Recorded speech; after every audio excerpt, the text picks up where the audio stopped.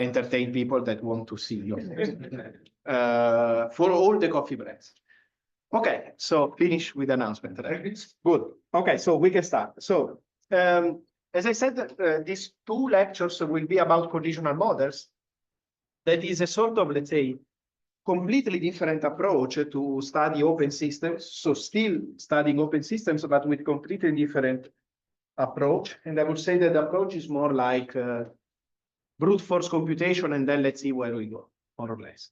So the idea is that we will start by, let's say, introducing a mindset, if you want, to treat an open system that is very simplified in such a way that, for example, you can go take your laptop, compute things numerically and get an answer much more easily than, let's say, with the mathematical machinery that Jamir explained and will continue to explain. The nice thing is that a posteriori, you can see that in many cases, the two descriptions become equivalent. So they have their own pros and cons, let's say. So the lectures will be, let's say, today we will do, let's say, the basics, the basic formalism, if you want, and possibly the equations of motion. And when, again, possibly, but when we will do the equations of motion, you will see how the machinery that Jamir started to explain today can come out in this framework. And then tomorrow, okay, in my initial idea was to discuss two applications. Now I think will be one. But the idea is that we will do at least one application in which we will see from, let's say, real open systems to collisional models. So we will take a very simple case in which, quite general, I would say, in which you can do the open system treatment. So you can treat the system, and you will see that the collisional model description emerges from that. So we will see how to connect, let's say, the two approaches. Then, if we have time, I believe no, we could see another application that is a little bit the other way around, which is the micrometer, which is how you can engineer a system to behave, so let's say, from the very beginning as a collisional model. So if you want, this is a little bit a change of paradigm that I think could become more and more prominent with the advent of quantum technologies, in the sense that instead of thinking collisional models as, let's say, tools in order to describe more realistic situations, there are cases in which you can engineer a quantum system in order to behave like a collisional model. So it's, let's say, the way to describe the real system in some cases. I'm not sure we will have time to do that. In case no, maybe I will try to borrow some time during the week to do the case of the micrometer. But okay, let's start here. So I don't have to spend much time about the preliminaries because we know from Jamir, but let's say the situation is exactly the same. So we have, let's say, a large system that is made by some small system, the S and the buff, where, as Jamir was explaining, typically you think that the buff is very large, much larger than the system that you are considering, and so on. And the idea is that we want to describe, we want to obtain a description for the dynamics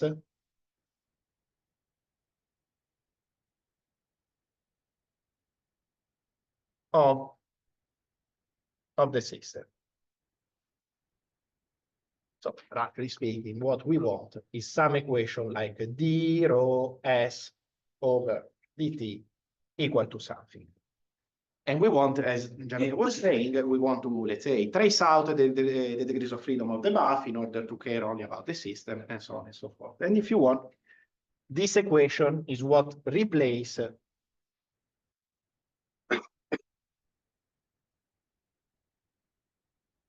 the standard Schrödinger equation, because we have the extra piece here, that is the dissipative part. And okay, as should be clear, this is from today, this is not, let's say, an easy problem in general, it's very complicated. And I think the only case in which you can get a master equation in closed form is by assuming Markovianity. I don't think you can confirm. There are cases in which you can get a master equation in the non-Markovian case, I think the answer is no, right? So Markovianity is really the assumption.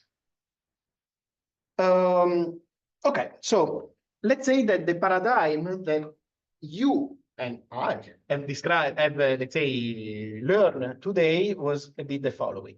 We have, we are already in this situation. Okay, let's hope that others are better.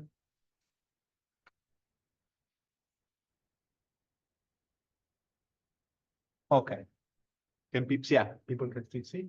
So the idea that was described today was that we have one system and we have, let's say, let's assume that our buffer is made by, let's say, many harmonic oscillators, right?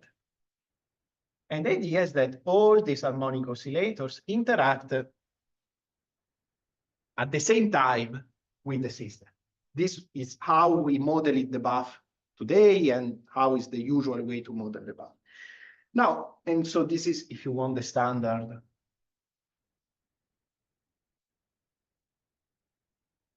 approach. Now, the collisional approach is a priori very different. And it goes in this way.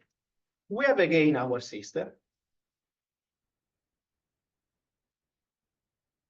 But now the buffer gets replaced by many,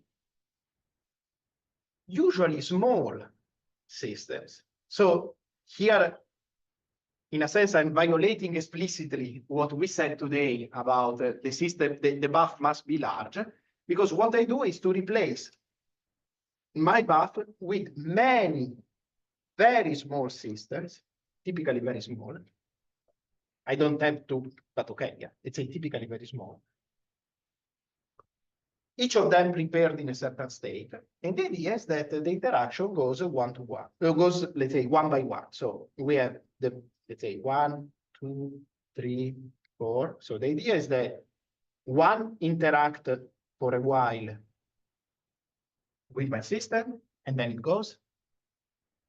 Then it arrives the second, interact for a while, then it goes, and so on and so forth.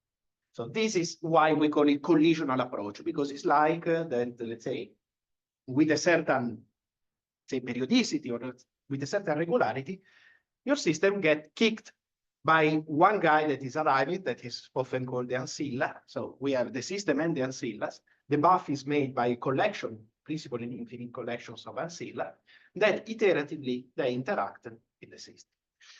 Now, why this is, let's say, a good idea? Why this approach is good? Well, I can see, let's say, I have to admit, I'm a numerical person, so typically I try to compute as much as possible what I can without, say, thinking too much about how to make equations more handle and so on. So if you have this mindset, this approach is very convenient because it's very flexible. Let's say,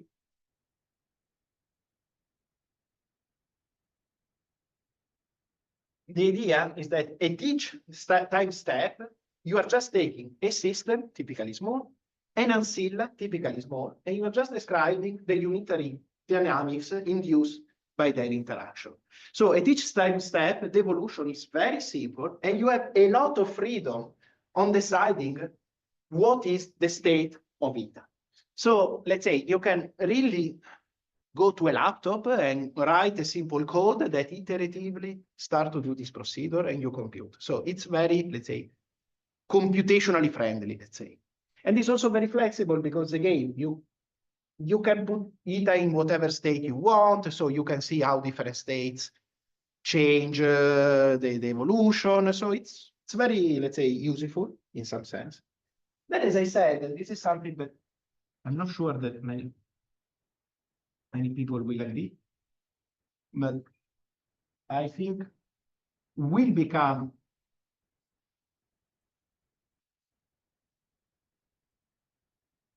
more and more relevant because, let's say, we are, not me, of course, but let's say, experimentalists are developing technologies to build small systems interact for a finite amount of time, then isolate again.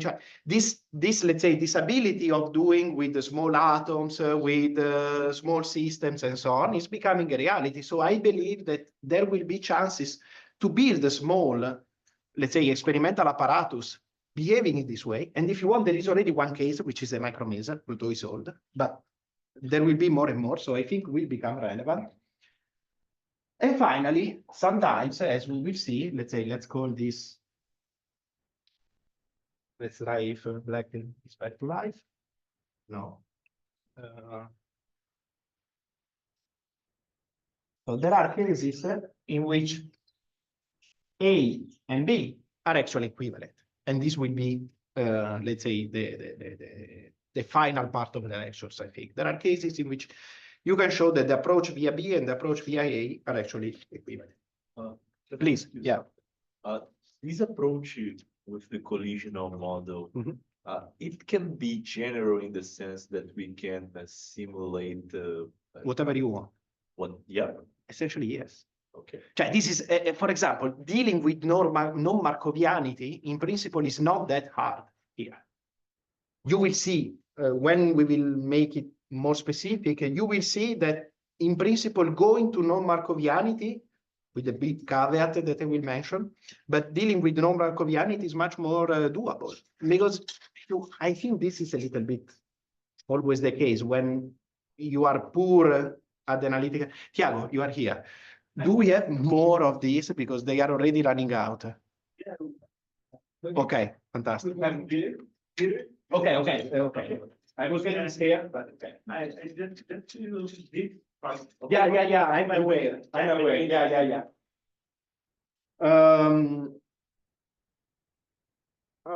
So yes, so the answer is that as long we will see in a moment. I mean, as long as you have enough RAM to store the various things, you can numerically simulate more or less whatever you wish.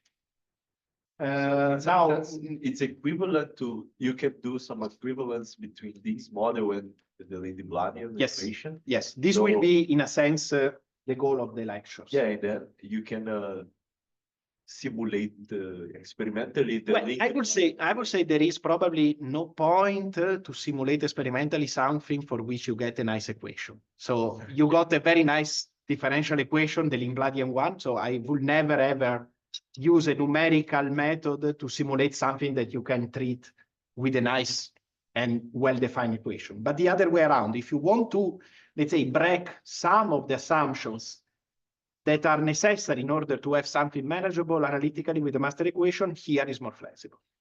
Okay. I think you have a question on this. Yeah, please. How should I do? Yeah, Let's open the chat.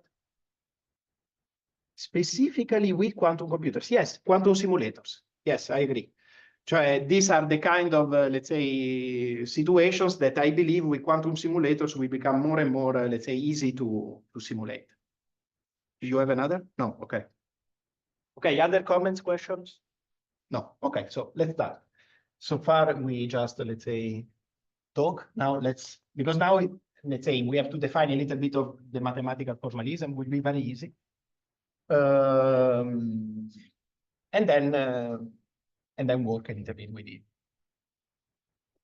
By the way, we will do everything Markovian, but I think will be clear that you can break Markovianity without too much stuff, much less than in the master equation.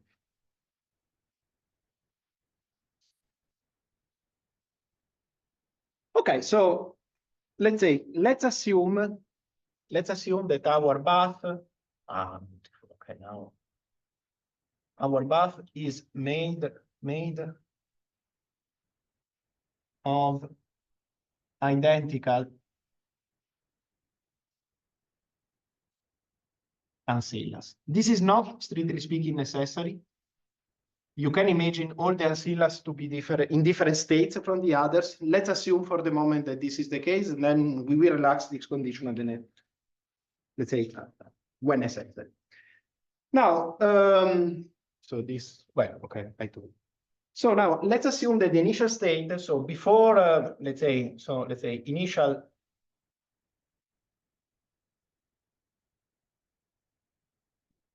So the initial state, let's assume that sigma 0, this is the state of the, let's say, system buff state.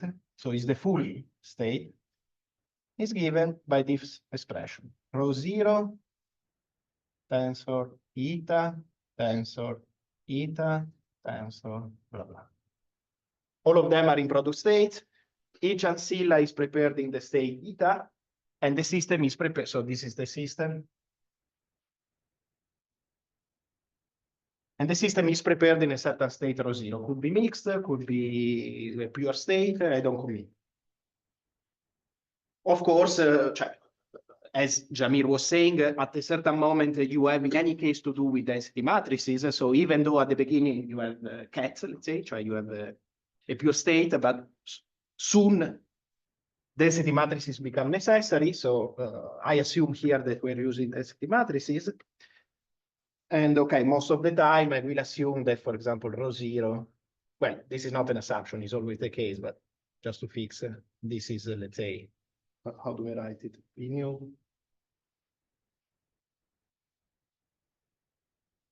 So we're all familiar with this notation, right? I assume that this is a mixed state decomposed with a spectral decomposition in which the probability to get one pure state out of the mixture is given by P nu. So the P nu are all positive and it's up 1. Okay. Now, we should notice the other thing is that this guy is a tensor product.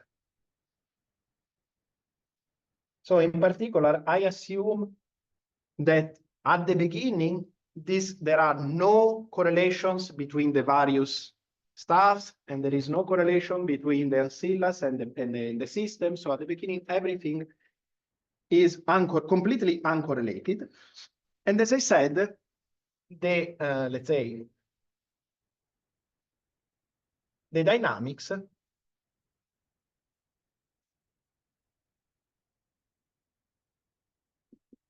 is, let's say, one ancilla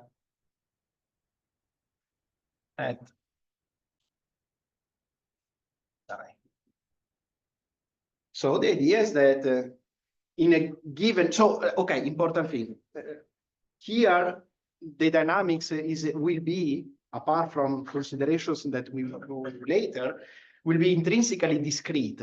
So the idea is that we will define immediately a delta t, which is supposed to be,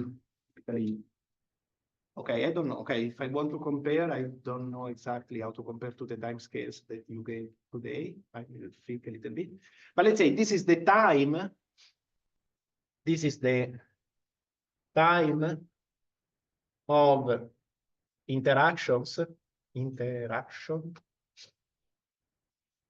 between S and, let's say, eta I. So I have the ancilla I that arrive, they interact for a certain amount of time, delta t. After that, ancilla I goes and arrives in U1. This is the time of interaction of them. So as I said, I'm not sure how to connect right now to the, let's use Ben that I will use. This is the interaction number N. So now in a single, let's say, in a single interaction time, the dynamics is of course unitary because, let's say, all the possible evolution is let's say, under control.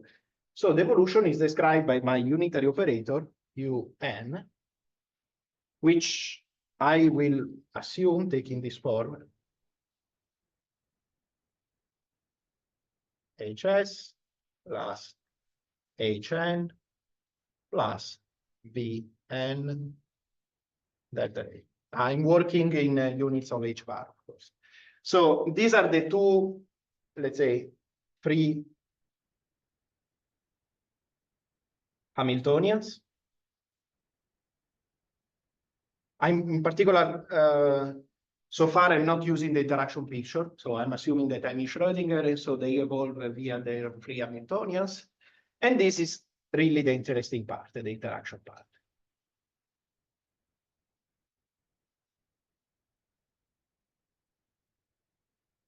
Okay, now, so far so good. I mean, this is I'm just defining the rules of the game. I have an ancilla at a time, interaction time dt that I put here, delta t that I put here, and the evolution operator is this one.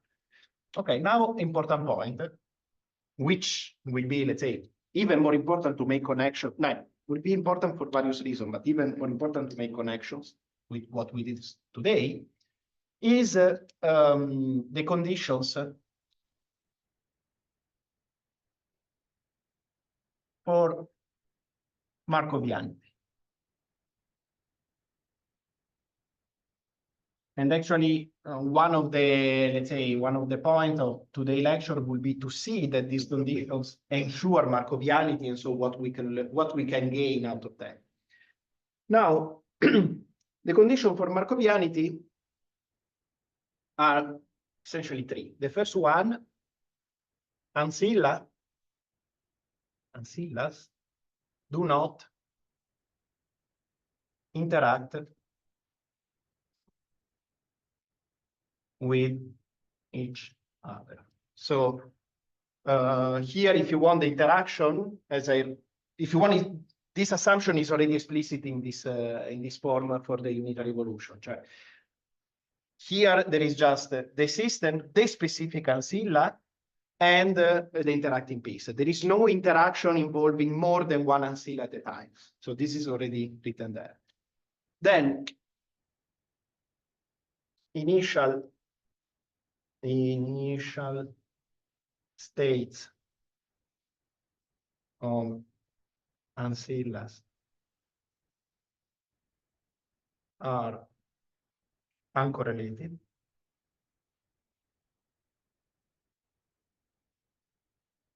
And if you want, this is written here, right?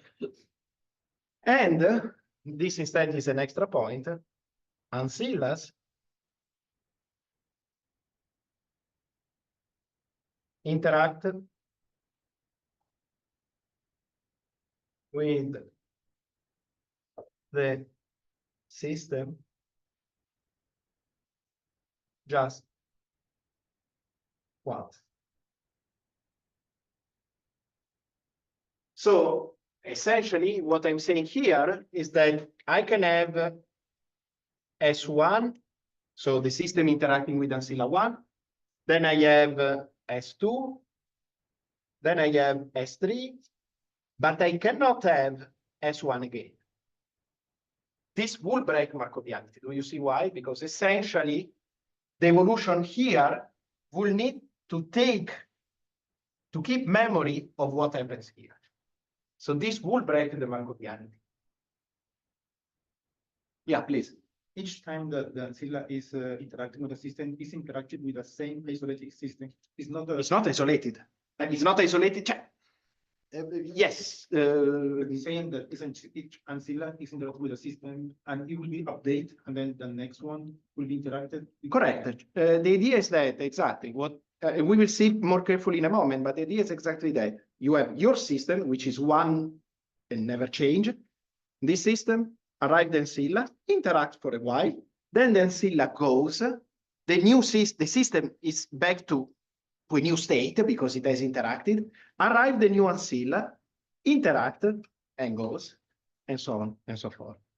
And I never ever ask an ancilla to come back and re-interact again. This will be breaking the Markovianity.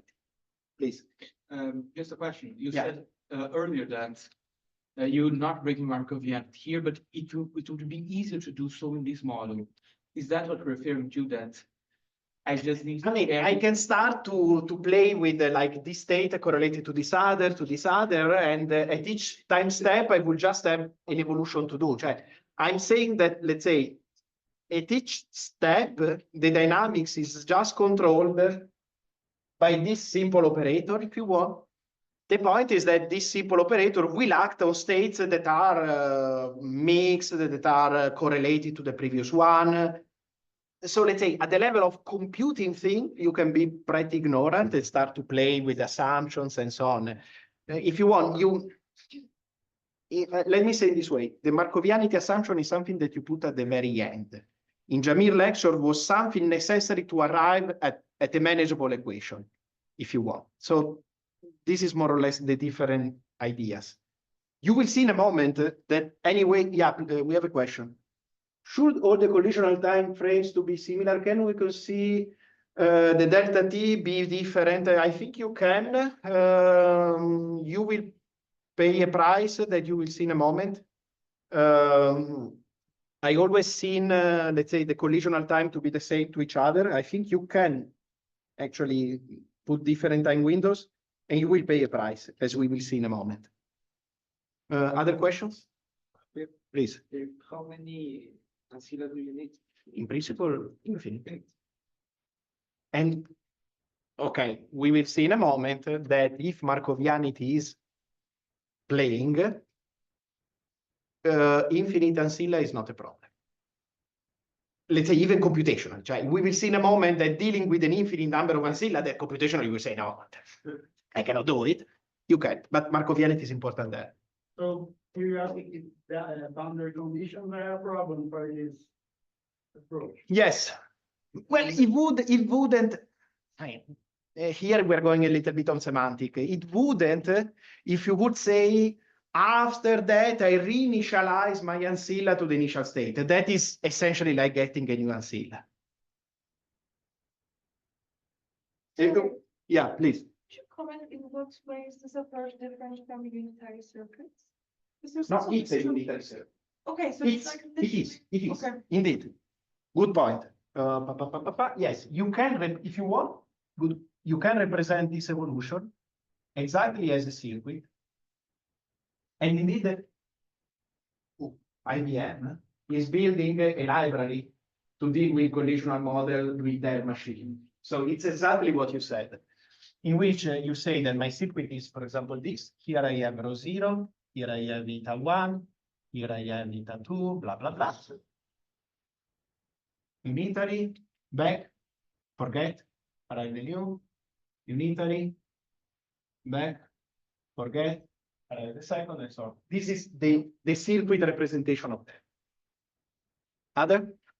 Please. So I read somewhere that these collisional models were initially thought about a system interacting with a lot of particles, and at this time it's like you interact with one particle. This Markovian condition is in this case like the particle. Hopefully we will see that. Okay. Tomorrow. It's like it goes away. Yes, yes, yes. Contribute to start you. Yeah, please. Yeah, yeah. At this point with multiple. Perfect. Also because I still need to finish to prepare the second lectures. So if we go slow, it's even better. No, okay, I'm joking. No, I just need a clarification. Yeah, please. At the moment, it's just a game, right? So you say, imagine that this thing is gonna to scatter every time with a net. You're not saying this thing describes that type of dynamics or that other type of dynamics. You're just saying, continue this. Yes, this is, let's say, a framework for a quantum See evolution. what happens later. Later, yeah. Okay. Happy? Let's go. Okay, so now let's keep this part for the moment and let's see what we, let's say, can gain out of this assumption. And we will see, for example, okay, I'm a disaster with names, but somebody was mentioning how many ancilla do you need? Yeah. You will see why with these assumptions, infinite ancillas shouldn't scare you, even if you are a computational person.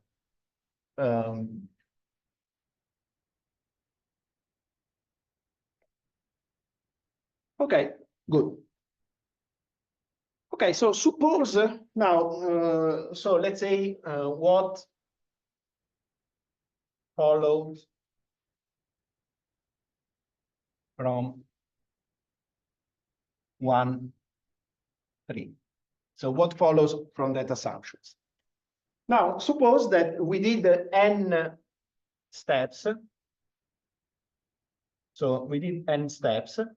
And so our state now, it's, of course, the following. I mean, it's sigma after n step.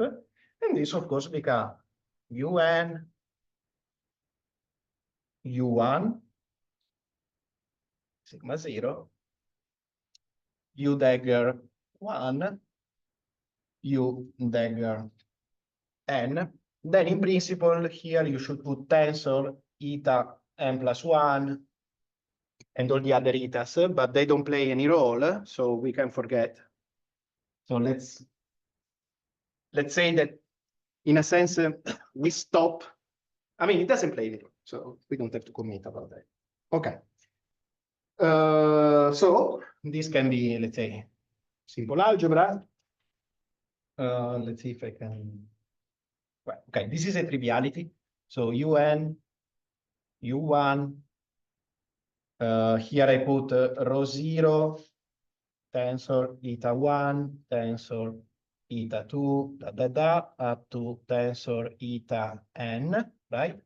And then I have U1, UN, right? This is nothing. And now I start to use the properties that I state there, and I claim that this can be related in this way. UN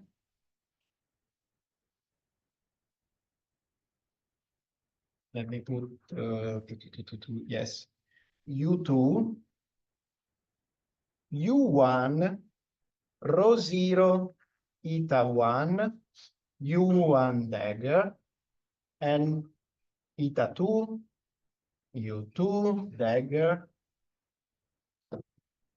And here I have to put eta n, UN dagger. Is this a super trivial step or I assume something? You assume that U computes C1. Exactly. I assume that U is just acting on one ancilla at a time. So U, the various U's can pass through the various eta. This is You assume that the ancillas don't interact with each other. Exactly. Now, after doing that, so far everything is still absolutely unitary. But now comes, let's say, the non-unitary grain, because now suppose after that I got this, I have to keep that for a while. So well, let's try to stay here. Next, assume that you want to study, you want to, okay, to know rho S. So you don't want the full state, but you want only the state of the system. What we have to do here? Trace. Exactly. I have to trace out all the ancillas degrees of freedom. So what I have to do is to put, if you want, here a beautiful trace n, trace n minus 1, trace 1, and then all this monster, right? But again, I can make use of my Markovianity because also the traces can enter, because the various U act only on a specific ancilla, not on the others. So for example, the trace 1 can pass all the steps and arrive here and focus only here. So the very end result, I get, where is it? Ah, yeah, here. I get that, let's say, rho, let's say Sn, which is this guy, here I was forgetting this, become the trace over n of UN, trace 1, U1, rho 0, eta 1, U1 dagger, and then I close, I put the rest, and this. So now I recognize this beautiful formula that my rho Sn is simply epsilon, epsilon, blah, blah, blah, epsilon, epsilon rho 0, let's say, equal to epsilon to the n rho 0, where I finally arrive with, this will be better. Okay, so let's now forget about this part that we somehow already used lately.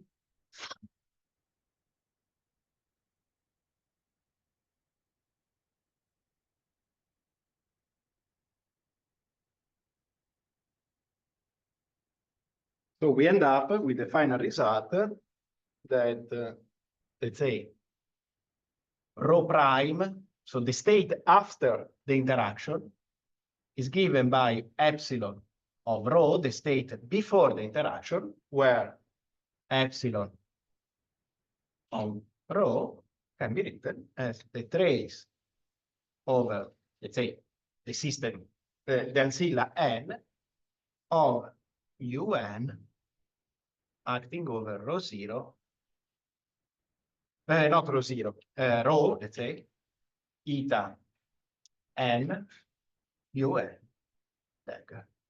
And we see that this is automatically Markovian by definition, because tell you that the state after the interaction, if you want rho prime, simply have to remember about the state immediately before and the state of the ancilla that is entering. So this is automatically Markovian. Now we come to you. You see why, suppose that you are completely, let's say, blind, nobody. By the way, is this a unitary dynamics or not? No, why? Because you lost information to the interaction. Exactly. You are tracing out Yes. stuff. The trace is what breaks You can think that, let's say, suppose that you start with two states that are product and cat. Then you do a certain evolution. The states got entangled. And when you trace out, that means that you get impurity out of that entanglement. Please. We can from the eta whole get the original whole, but could Repeat. From the from I forgot that letter. Eta. Yeah. We can from epsilon eta get the original epsilon. But What does it mean from epsilon eta get the original epsilon? What is I talk about Sorry. the non-unitarity. Epsilon is this, right? Yeah, epsilon. Epsilon acting on rho give you rho prime. Okay, rho prime. Now we get from rho prime get the original rho. Because it's non-unitary. But if we also had the information about the original state of the ancilla with rho prime and the original state of the ancilla, I would say yes. could we? I would say yes. Let's say you are cheating. You are in a sense cheating a little bit in the sense that you are assuming that you know a knowledge that not necessarily you know. In principle, you could say, I know just rho, what the epsilon does, and rho prime. So you don't know. But yes, if you know what eta was, I would say you can reconstruct everything. Yes. Maybe he's asking like if it's unique, like if you have. I don't know. I see. Okay. So the question is, given a certain epsilon, and assuming that you know u, because if you don't know u, I would say absolutely no. There are many options of multiple choices of u and eta that gives the same map. Assuming that you know, I don't have the answer right now. Probably there is. I guess you have to study something in the kernel of this operator, right? And if there is something in the kernel, it's not even a linear operator, so, but no. It's linear. Oh, yeah. So probably if you have something in the kernel of that can be added and nothing changed, but yeah, I'm not sure. We have a, yes, the question was, so the information goes into the ancilla. Yes, cioè they interact for a while, they get entangled after. The idea is exactly that, right? You develop entanglement between the system and the ancilla, and at the moment of tracing out the ancilla, you lose purity. This is a standard thing, cioè a state that is very entangled when look locally, look highly mixed. Notice that now, let's say, rho, of course, is entangled with all the ancillas because you keep, let's say, increasing the degree of non-purity, I would say, by these traces that you introduce. You can track it with the von Neumann entry. Yes, yes. Okay, now coming to the point. Now you probably see why having infinite ancillas is not a problem, because essentially, suppose that you are really, let's say, a brute force guy, so, and you want to do this thing on a computer, what you have to store in the RAM is one density matrix here, right? One unitary evolution here, and one ancilla here. Then you do the evolution, you do the trace, you release the memory that was, or let's say, yeah, you release, after the trace, you release part of the memory and you make it free for the next ancilla. So every time in your laptop, in your computer, you have to store a finite amount of information, or a finite amount of bits, let's say. No? Yeah. So the question of how many ancillas do you need is related to how many time steps you want to Thermalize to reach a steady state, exactly, and that become time dependent. But what I wanted to say is that, of course, once you reach a steady state, there is nothing more to simulate, of course.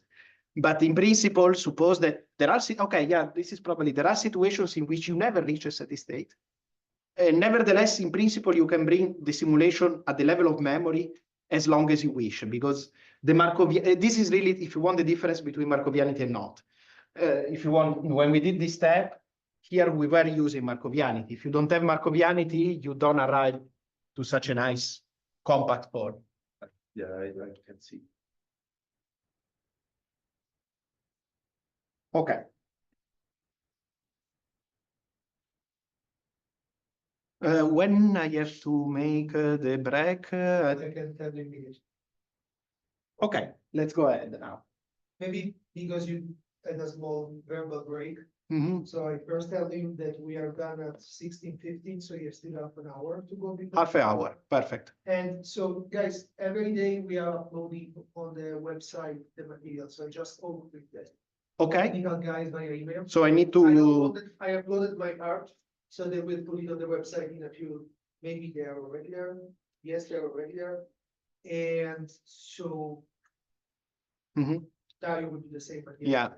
Yeah, okay, other thing, there was a question here saying by engineering you, we can reach the steady state. Yes, try you, let's say, you can start asking questions like, which conditions I have to put on you in order to have a unique steady state, a multiple steady state, a no steady state at all. That is, can be a very complicated questions.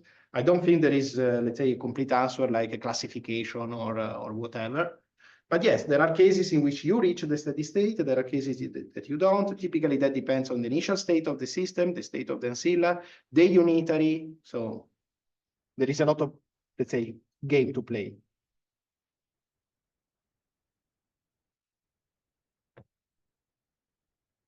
Ah, by the way, somebody needed, cioè, you wanted to see the example of Markovianity out of physics, so we didn't ask. I didn't, I know, but because I start to worry about time. Okay, okay, so forget about, no, cioè, Discuss it with people at the coffee. Okay, But yes. I didn't want to interrupt you because then this becomes a big debate.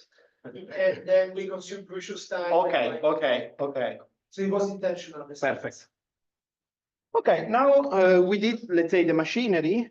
Now it's time to start with an example that will, let's say, accompany us all the time. So it's an important example.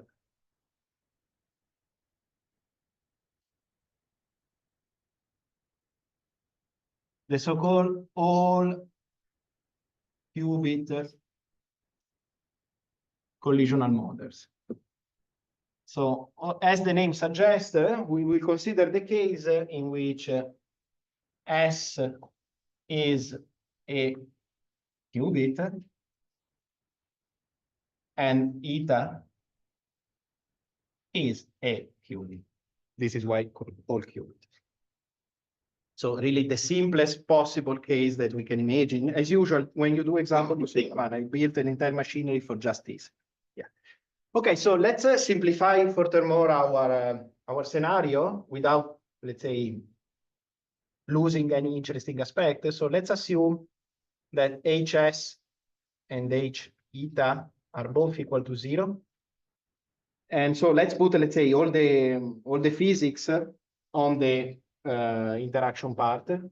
And we say that Vn is given by G, the coupling constant, sigma plus tensor sigma minus, plus emission conjugate, plus GZ sigma Z tensor sigma Z. So I have two coupling constants.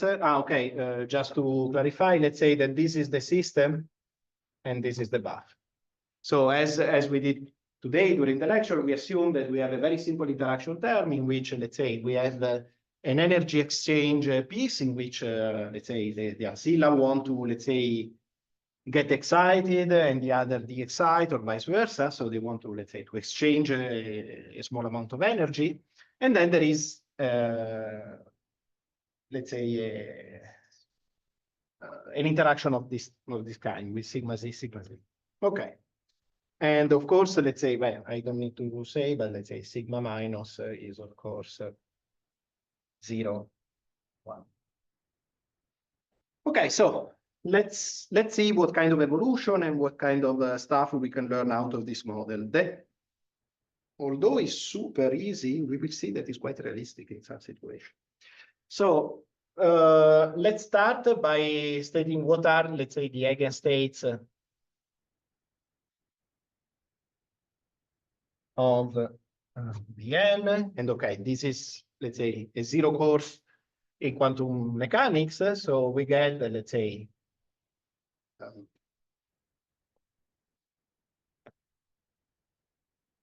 we get that the eigenstates are, of course, let's say, 0, 0, with eigenvalue, let's say, epsilon equal to GZ. Then we have, of course, a 1, 1 with the same eigenvalue, GZ. And then, of course, we have psi plus, which is given by 1 over square root of 2, 0, 1 plus 1, 0. And this goes to epsilon equal to G plus minus GZ. And then we have psi minus, that is exactly the same with the minus sign here, and the eigenvalue become minus G minus GZ. Okay, so once we have this decomposition, we can do a little bit of algebra, which I think we can skip it, and we end up by saying that our UN can be written in the following form: e to the minus 2IGZ delta T time 0, 0, 0, 0 plus 1, 1, 1, 1 plus cosine of G delta T 1, 0, 1, 0 plus 0, 1, 0, 1 minus I sine of G delta T.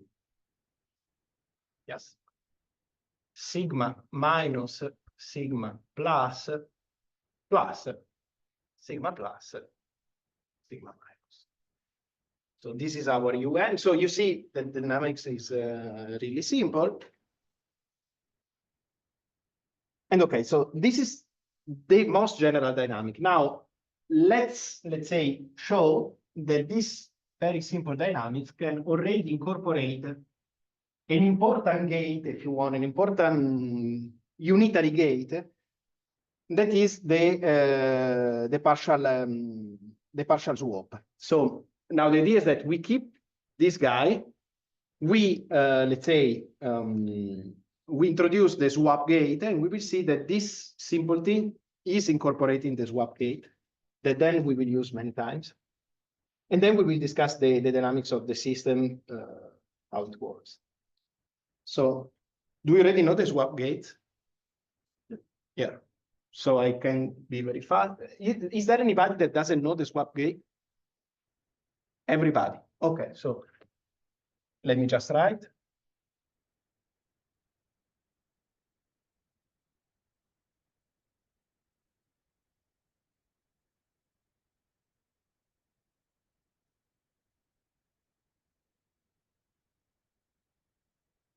Okay, so the swap gate, by definition, is the gate that do the following thing, that if you have a state given in this way, psi s chi eta, do exactly that, swap the two. So chi s psi eta. And so we see that in order to talk about it, we need that let's say, the ancilla and the system must have the same dimensionality, must be, let's say, two copies of the same system. Otherwise, this doesn't make sense. And okay, so this is just, let's say, the swap. Now you can more generally define what is called the partial swap. So this is the swap. And this is the partial swap.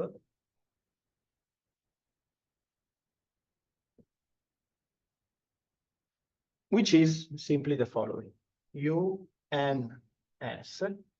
equal to e to the minus I theta Sn, which then become cos theta identity minus I sin theta Sn. So in this sense, we call it the partial swap because, let's say, with the rate cos theta, let's say, do nothing or swap the two. Now let's see how we can get, let's say, this guy and this guy out of the dynamic. So how to do that? Well, first of all, let's notice that, let's say, we have this property as n on 0, 0 gives, of course, 0, 0.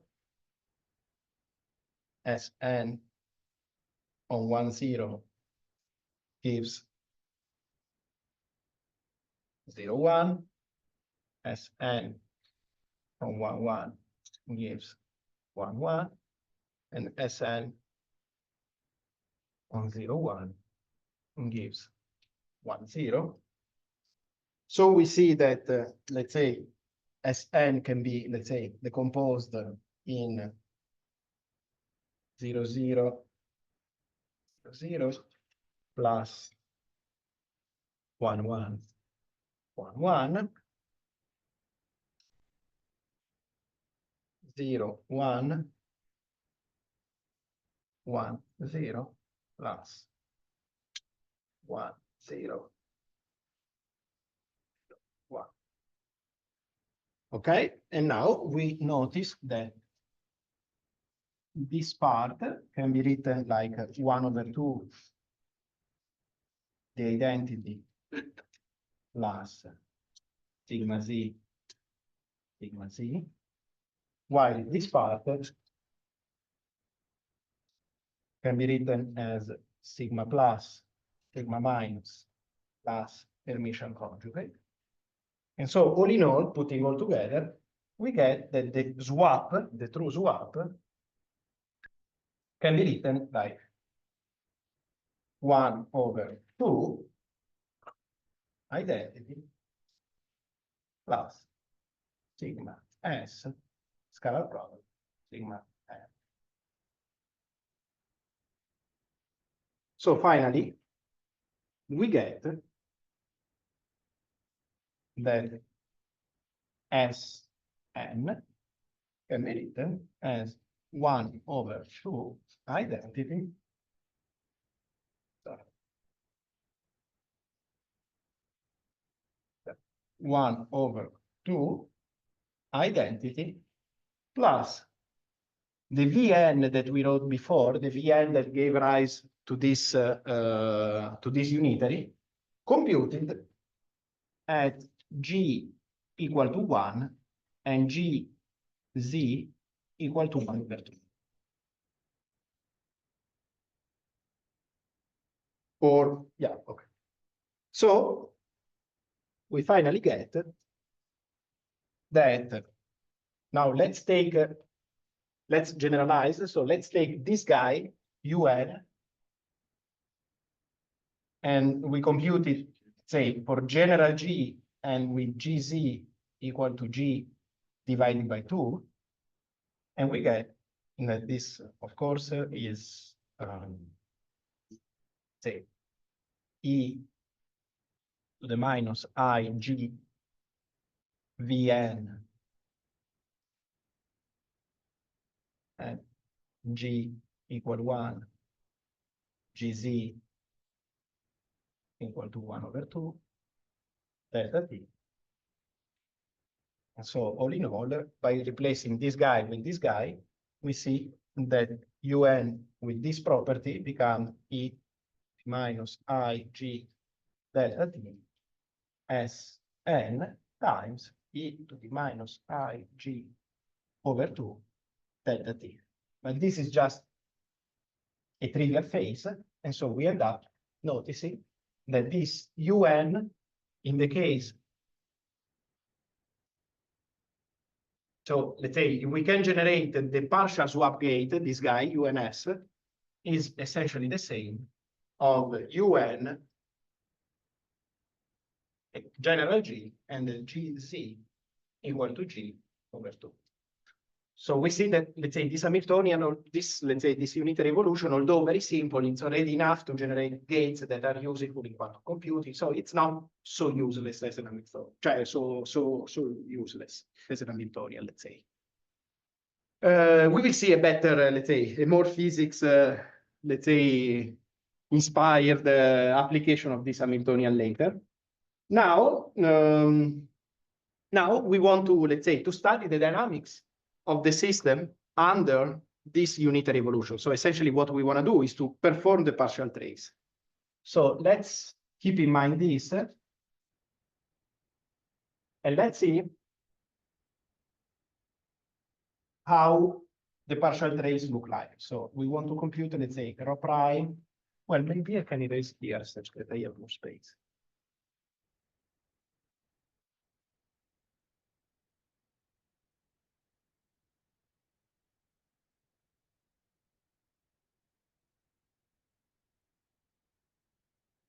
I mean, of course, the computations are very easy. So I go, let's say, I go sketch it.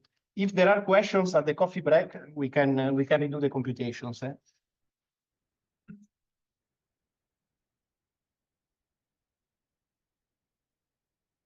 Okay, so let's see what is the dynamics of the system. So dynamics.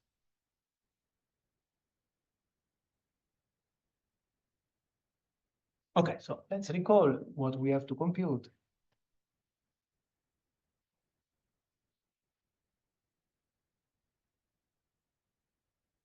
The trace over the ancilla of UN rho eta UN dagger with the UN given by that list. And now let's is there any question? No. No, okay. Now let's assume that the initial state of eta is equal to 0, 0. So they arrive in the ground state. By the way, somebody can already guess what we expect to see. Okay, what we expect to be the steady state of this guy. The steady state of the system. So the system we said is a qubit in a generic state, and then we start to send these ancillas initializing this state. So what do we expect to? First of all, do we expect to see a steady state? Yes. Yeah. Okay, which one? The Zero, most, zero. Exactly, the ground state. We expect to do that because, let's say, this is completely de-excited, so it will, let's say, eat energy from the state in order to let's say to decrease the energy of the state. So Let's see can how. you repeat it? Because 0, 0 is the ground state only if your GZ is negative. Oh, wow. Yeah, wait. So because it depends on the sign Oh, off. yeah, sorry. No, maybe I said. Okay, let's see. Let's see. I mean, yeah. You have a Heisenberg Yeah, Hamiltonian. exactly, It exactly. depends on Yeah, the yeah. ferromagnetic or anti-ferromagnetic. Let's see in a moment. I mean, So probably I can see a case that the reduced state is just the most mixed state as a steady state of the Hamiltonian, like the identity matrix. because let's see, we said that the 0, 0 has energy. No, that's right. That's HS is zero, so here you don't have energy, so you just have to look at it. no, but yeah, sorry. No, okay. Now we get more. I mean, this is the interaction part, right? But let's say the free part, this is the ground state for the free part, right? So I think the evolution, and we will see, will tell us that we want to go to the ground state also. We want to exchange energy and reduce the energy of the system state. Let's see how. Let's go there. Yeah. Because of this sigma plus, sigma minus that you Exactly. you cannot Exactly. They cannot do anything, the sigma plus, sigma minus. So you will end up in the other, yeah, that's right. The point, if you want, you cannot, all the time that you want to do another transition in the system that is not 1, 0. So if you want to do 0, 1 in the system, you need to have a 1 on the ancilla. You don't have it. Yes. So that is why you tend to go down. Yes. Okay, so let's compute epsilon rho.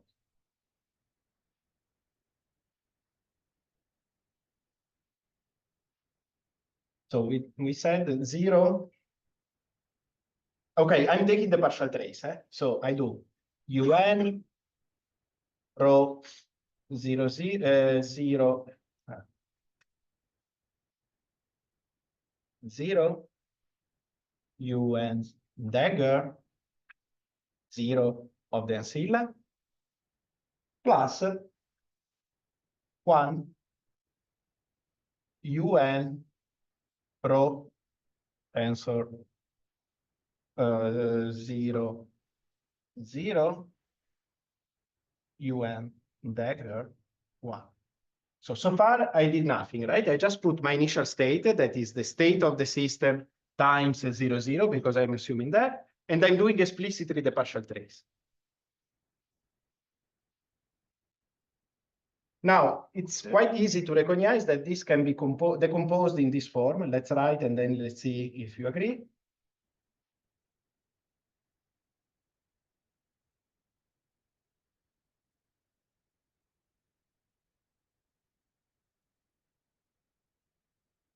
Where these operators, kk, are simply k un 0. Do you agree on that? I simply realize here that, let's say, un on the row do what it does. On the ancilla, I can compute it and take 0, un on the ancilla, 0, and I get this part for 0 or for 1. And this is what is called the Krauss decomposition in open system. So I can always, let's say, the most general evolution that I can imagine for an open system is given by a Krauss decomposition in which each operators here are not unitary in general, but the full sum is not unitary but preserve the trace. So this is the Krauss decomposition. And these two gentlemen are given by this formula.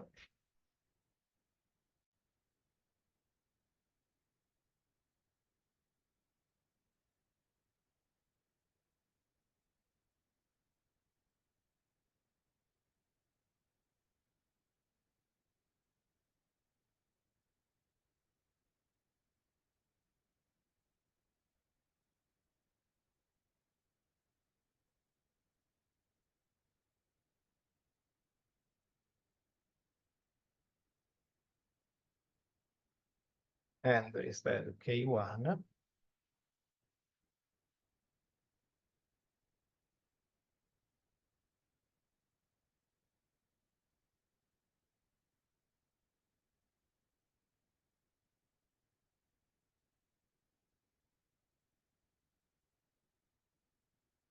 So you see, this is, let's say, this is an operator acting on the system after tracing out the degrees of freedom of the ancilla.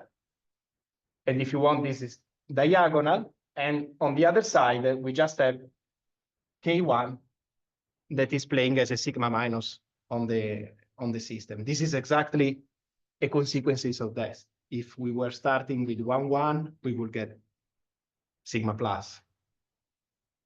So this is why, if you want, you tend to go down to the ground state, exactly for the presence of this operator.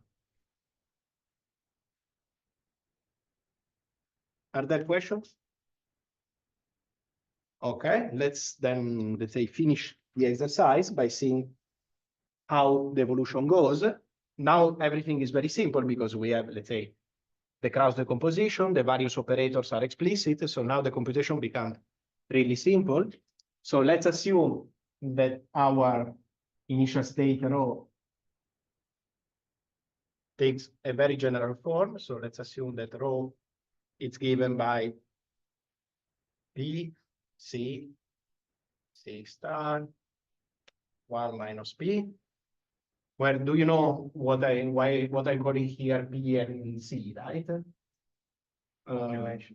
Populations and coherences. So this is, let's say, this tell me the populations in the state 1. So if you want the probability that if I pick, if I do a measurement, I get a measurement in the up state, in the state 1. This is the probability to stay in the state 0.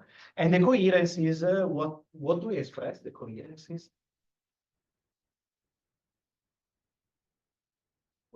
I mean, the coherence is expressed what? The Correlation. Exactly, cioè express if you want the degree of superposition that you have in your state, cioè is what discriminate, if you want, between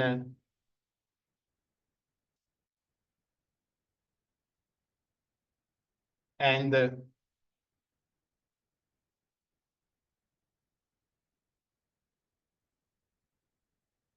right? This is genuinely quantum, this is classical, and this has no coherences, this has coherences. So here I should have put 1/2, but okay.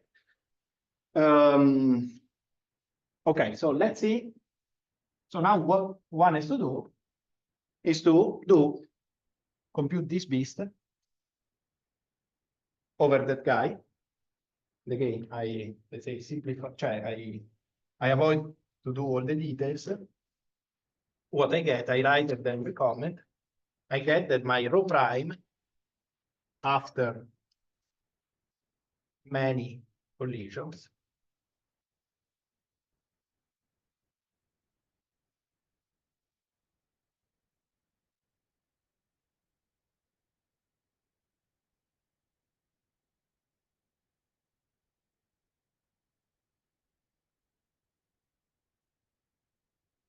after one collision, sorry, 2 Z, delta T, cos D delta T C. Here I get the complex conjugate, so let's say simply, say let me call this guy C prime, and I call this C prime star. And this guy become 1 minus P plus C squared G delta T. Now, this is particularly nice because we see that, let's say, I can say that the mapping, what it's doing for me is to take the population and bring to P prime equal to cos square G delta T times P, and the coherences are going, because C goes to C prime equal to C e to the 2 I G C delta T cos G. So we see that the effect of the map is to make this multiplication. And so it's pretty easy to see the effect by doing many collisions. And we see that the effect is that unless G delta T is fine-tuned to be, for example, pi, such that P doesn't change, but in other cases, this is reducing P. And so we see that the system by time evolution will approach the state 0, 0. And also the coherences will be lost, of course, because will be simply a number state, the state 0, 0, and so no coherences remain. This is, if you want, should be very expected from the very beginning. And if you want, the machinery is telling exactly the right thing. Let me also, because then we will probably, yeah, please. I think that in the lecture in the morning, by the end we were discussing with Yami, the idea that the action on the environment over the system is actually like the environment intended with the system. But since we're considering like the system like this large path, it was hard to sort of see the entanglement happening. In this case, the entanglement is more clear in the sense that each system within the collisional model path will be entangled to the system in a defined way. Does it make sense or not? Like you can sort of track how the system is losing coherence as it entangles. Well, yes, you can say that at each collision, the coherence get a phase, but get reduced by a factor cos G delta T. So let's say that in some sense you pass. I don't know if it is the right word, but let's say you decohere by something proportional to the cosine of G delta T.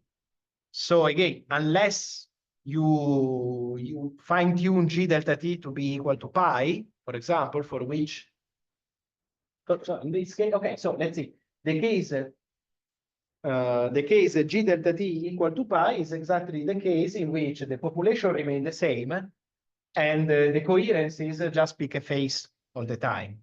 So this is a case in which the dynamics is in a sense, I would say, not dissipative in the sense that your state remains quantum by interacting with the system. But apart from this super special case, you see that you thermalize and yeah, you can see it, let's say, interaction by collision by collision, if you want, exactly. And a second question associated to that is, if you have like one of the systems in the path, it comes interacts with the system and they entangle, and then another one comes and interacts and they entangle. So in a sense, wouldn't you have like two members of your path? Well, you are going against the assumption of Markovian, right? Because what you are doing is essentially to assume that the eta interact with another eta.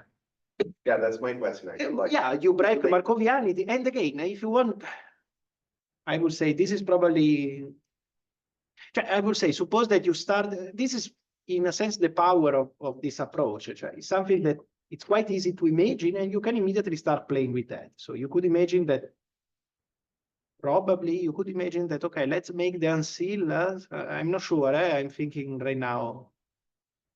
But I think you can assume that the ancillas are correlated in pairs. And so you take each trace after two collisions. That creates, I would say, a sort of non-Markovian effect, probably very small, but you can already see something that is not easy to track in an exact way with a full open system dynamics. So in that sense, I would say this is quite powerful. Of course, you pay a price because everything becomes, let's say, discrete in time, so it's a little bit artificial. It's not how a standard quantum system interact with environment, but it is quite flexible. So that is, in a sense, the advantage of the approach. Yeah. In this case, our system decohered. Yeah. But is this like a general property of Markovian collisional models? No, no. I think you can imagine situations in which, for example, there is a well-known case that is called quantum homogenization, which is a property. It's well studied, not by me, but it's well studied by somebody, in which they say that there are situations in which you can reach a state in which if you want, the steady state of the system is always equal to the state of the ancilla for any state of the ancilla. This is called homogenization because somehow the system becomes homogeneous with the ancilla. So in that case, if the ancilla have coherencies, you end up with another case that I know I know well. It's the case of, again, of the micromaser. In the case of the micromaser, let's say the case of micromaser is very similar to this, essentially.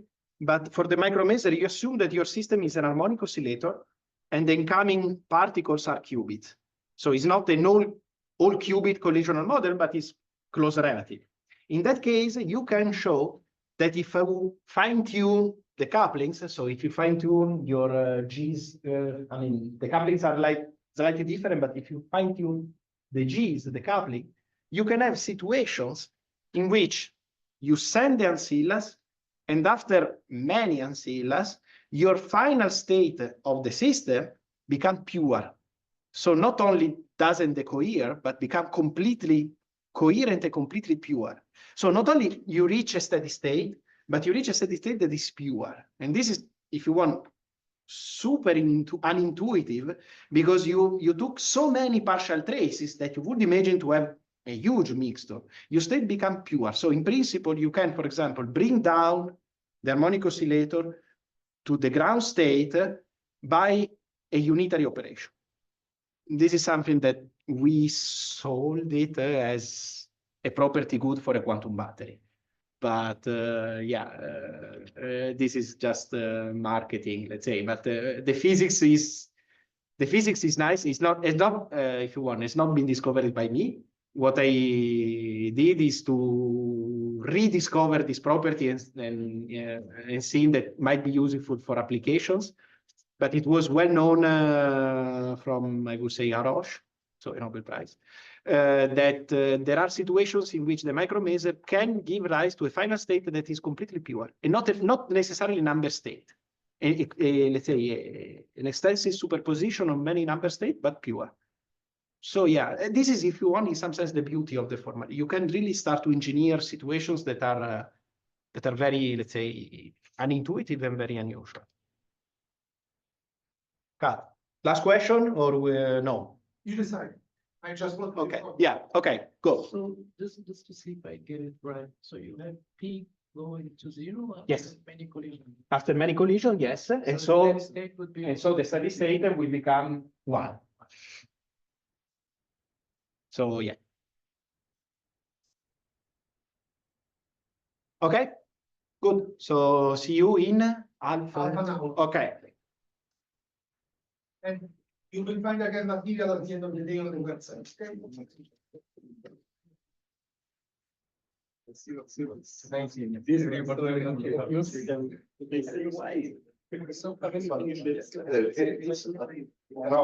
I don't.